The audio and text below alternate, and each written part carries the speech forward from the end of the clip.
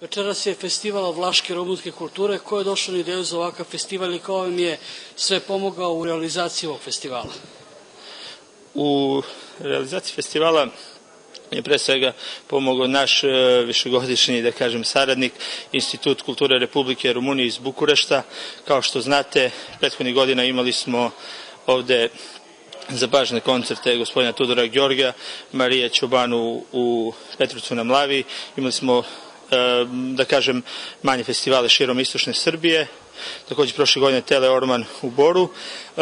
Već par godina, da kažem, naša organizacija u saradnji u zavisnosti od opštine do opštine u istočnoj Srbiji gde žive Vlasi je na toj ideji da napravi jedan značajan centralni festival vlaške rumunske kulture i to smo uspeli da realizujemo ove godine u organizaciji pre svega naše organizacije Ariadne Film, Društvo za kulturu Vlaha Rumuna severoistočne Srbije iz Bora. U su nam saradnici bili iz Društva za očuvanje tradicije i kulture Vlaha Dunav iz Kladova. U Petrovcu na Mlavi je bilo sa Vlaškom kulturnom inicijativom i tako dalje.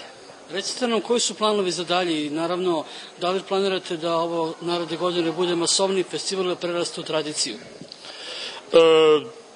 Apsolutno, znači ove godine je bila ideja da, i to smo donekle uspeli u nekim opštinama, da pored centralnog festivala imamo i neke prateće aktivnosti u vidu izložbi, u vidu dečijeg stvaralaštva. Zbog raznih aktivnosti, da kažem, ukupnih kapaciteta naših organizacija, bilo je dosta aktivnosti oko popisa, to nismo uspeli da realizujemo u Boru.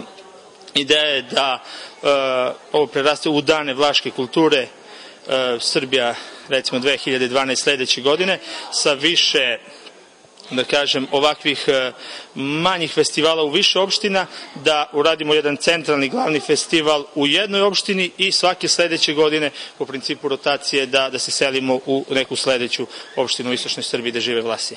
Kakve su reakcije uopšte ljudi? Da li poznaju kulturu i da li pozitivno nilaze na ovakve festivale i na ovakve događaje? Pre svega, Peđa, hvala na pitanju. Kao što znate, znači, narod koji nikada u svojoj istoriji nije organizovan, učio svoj jezik u školi, nije imao službu i čak nije učio elementarno svoju nacionalnu kulturu i istoriju u školi, sigurno da unutar zajednice ima i ovakvih i onakvih mišljenja.